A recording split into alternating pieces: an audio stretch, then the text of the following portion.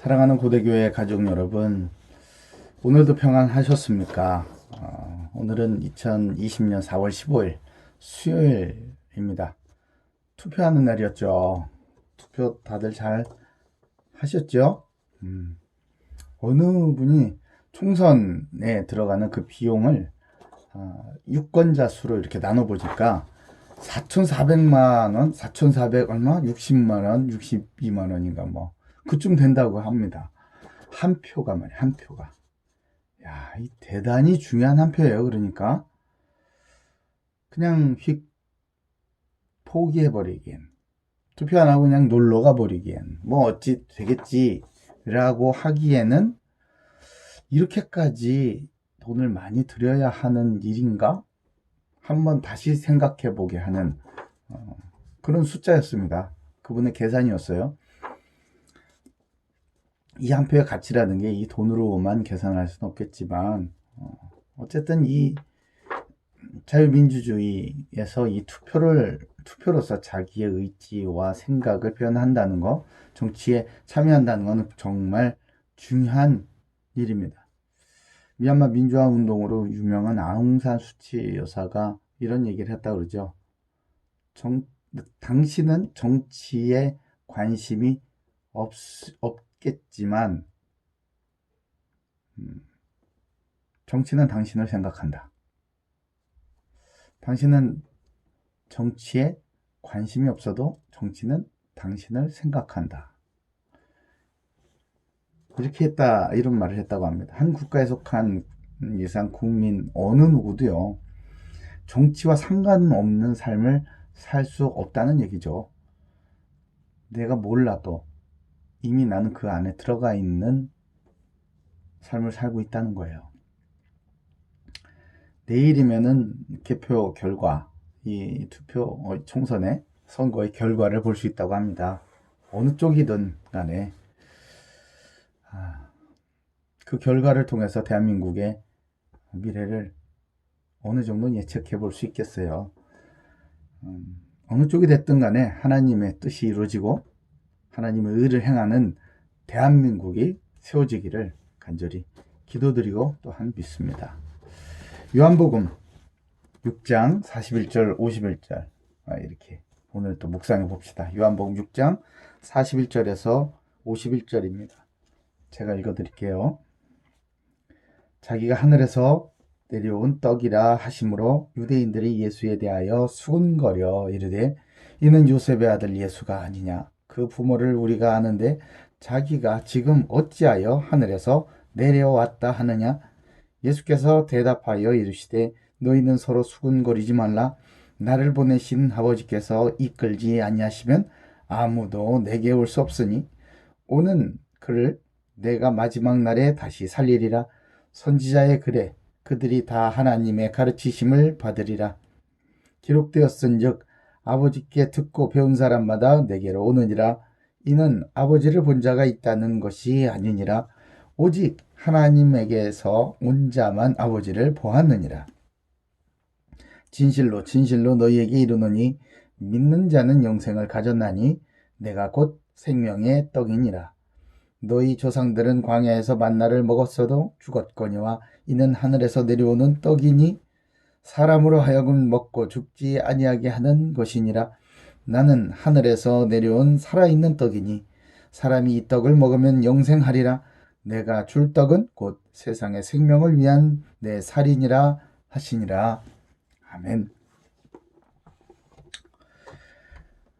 내가 너무 잘 알고 있는 사람이나 너무 잘 알고 있는 어떤 전문성을 가지고 있는 분야 혹은 어떤 지역, 이런 데서 하나님의 놀라운 역사가 나타나잖아요. 실제로. 그러면은 잘 인정하고 싶지 않은 그런 현상을 많이 봅니다. 왜죠? 내가 너무 잘 알고 있는 것이기 때문에 그런지 모르겠어요. 내가 그 사람 알거든. 그 사람, 딴 사람 다들 이 사람은, 내가 알아, 거기는.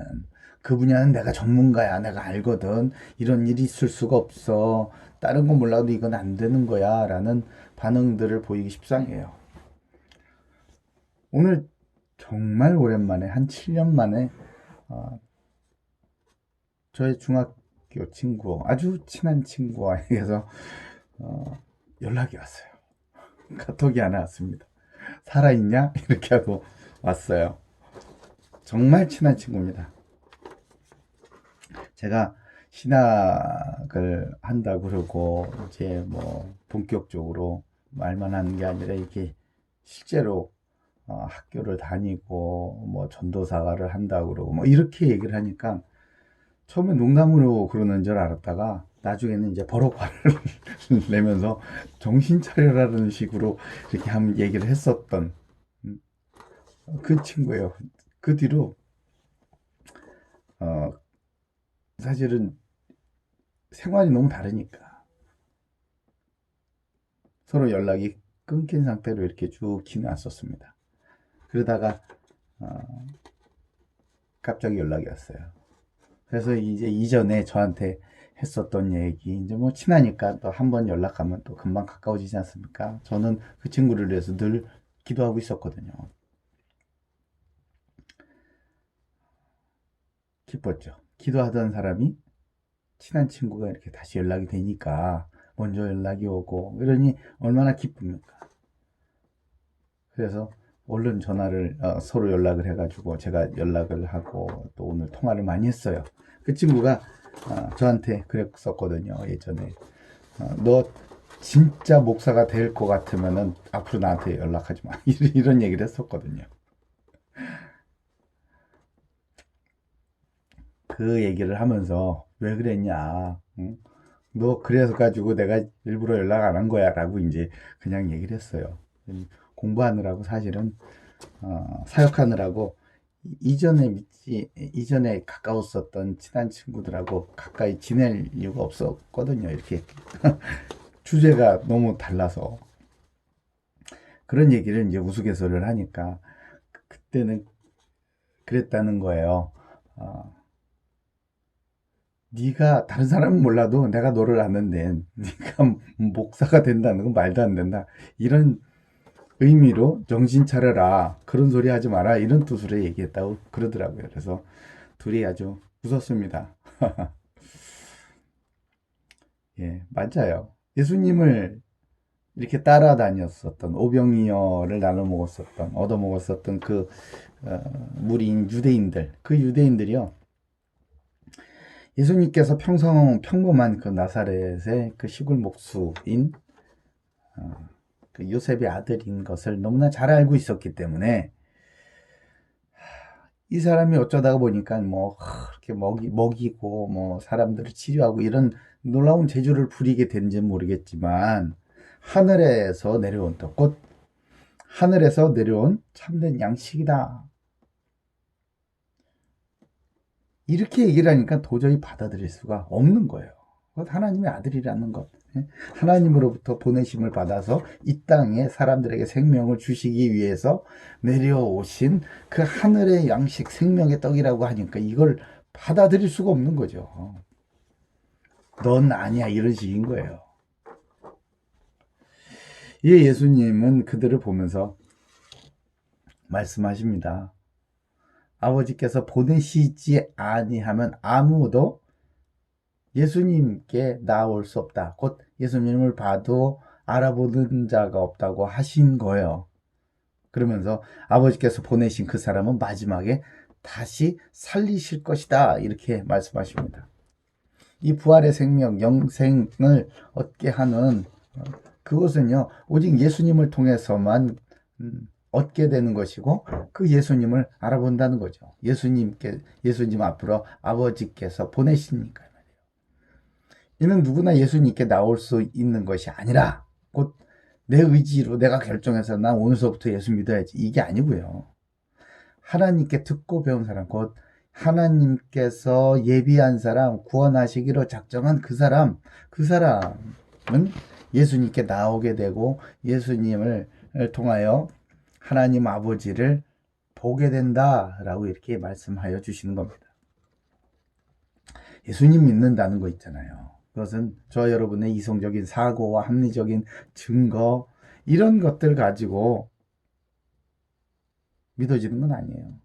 혹은 어떤 감정적인 것들 있잖아요. 어떤 뭐 감정적으로 이렇게 막 사랑 이런 인간적인 사랑, 박애주의적인 것들 혹은 친밀한 감정 이런 것들에 의해서 선택하는 그런 게 아니라는 거예요. 오직 하나님 아버지께서 저와 여러분을 예수님께 보내셨기 때문에 예수님은 저와 여러분을 받으신 거라는 거죠. 그리고 우리에게 믿음을 주시고 말씀과 성령으로 우리를 성장시켜서 드디어 예수님처럼 이 세상 속에서도 살아갈 수 있는, 때로는 드라마틱하게, 때로는 점진적으로 이렇게 변화가 되게 해주신다는 것입니다. 그래서 예수님께서 부활의 첫 열매가 되셨듯이 우리도 마지막 날에 영생의 부활로 예수님께 나오게 하셔서 하나님 아버지 품으로 돌아가게 하실 것이다 라는 것입니다. 이 사실 믿으시기 바랍니다. 저와 여러분은 그리스도 안에서 영생을 이미 소유한 사람이에요. 영적으로 부활하고 그래서 삶이 달라지고 최종적으로 우리의 몸도 부활하게 되는 것이죠. 예수님을 따라다닌 이 무리들, 이 유대인들은요, 이들 사람들의 관심은 오직 뭐 영생 부활 이런 거 있지 않아요. 오직 지금 당장 내 생활에 유익이 되는 것들, 이익이 되는 것들, 배부르게 하는 것들, 이런 것들, 여기에 관심이 있었습니다. 그러나 그들의 조상들이 먹었었던 만나조차도 조상들의 배를 잠시 부르게 했지만 결국 광야에서 모두 죽게 되었죠. 그러나 하늘에서 내려온 생명의 떡을 먹는 사람들, 곧 예수님을 믿는 사람들은요, 영생을 얻는 것입니다. 그리고 예수님께 나온 자들에게 영생하도록 하는 것은 곧 예수님의 살이라고 하시는 거예요. 이는 예수님께 나온 자들에게 영생을 주시기 위해서 자기의 몸을 십자가의 제물로 드리셨음을 나타내는 말씀이세요. 사랑하는 고대교회 가족 여러분, 우리 지난 주일은 부활절이었잖아요. 그리고 부활절에 이 부활의 감사와 기쁨을 우리 성찬으로 나눴습니다. 성찬과 함께 나눴어요. 성찬을 우리 광야에서 마치 오병이어 나눈 것처럼 제자들과 함께 이렇게 예수님께서 성찬을 나누신 것처럼 그렇게 나눴어요. 각자의 자취하는 그 처소 앞에서 이렇게 나눴습니다. 특별한 기쁨이 있었던 것 같습니다. 예수님의 살과 피를 상징하는 그 빵과 포도주, 그것을 성찬으로 나누었죠.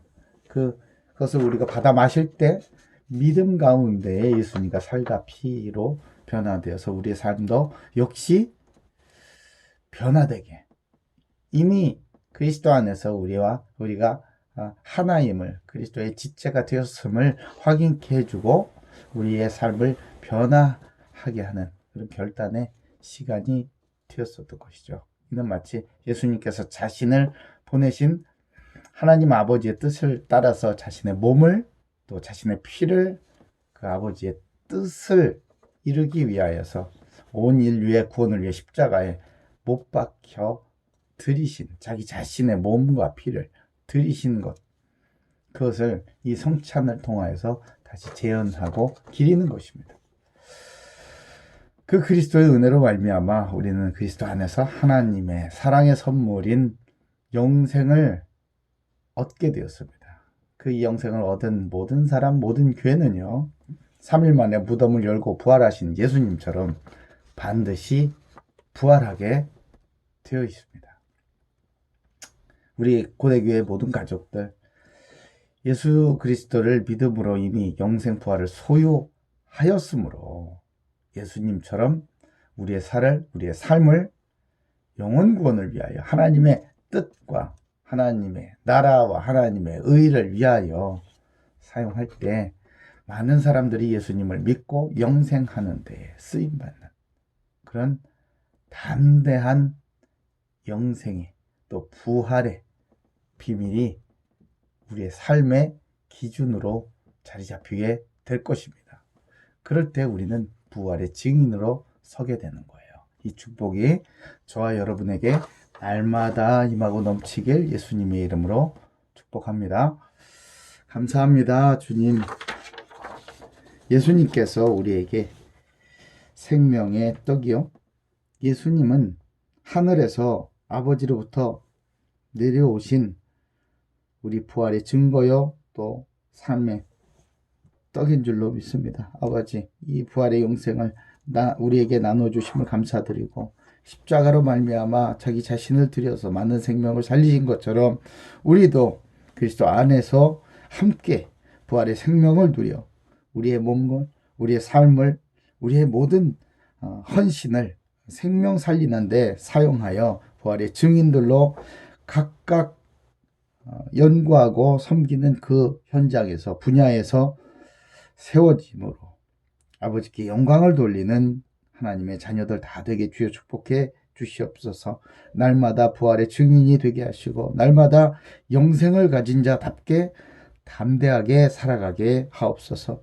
내일 아침이면은 이 총선의 결과가 나올 것입니다. 아버지, 이 결과로 말미암아 너무나 기뻐서 교만하는 일이 없고, 또한 너무나 낙심하여서 비관하는 일이 없게 오직 그리스도만 바라보고 모든 것이 아버지의 손에 달려있음을 다시 한번 확인하고 주님 앞에 감사드리고 무릎 꿇고 그 결과를 받아들여 주께 영광 돌리고 주님의 뜻에 따라 살아갈 수 있도록 우리의 마음을 담대케 하여 주시옵소서. 감사드리오며 살아계신 예수 그리스도 이름으로 기도 올리옵나이다.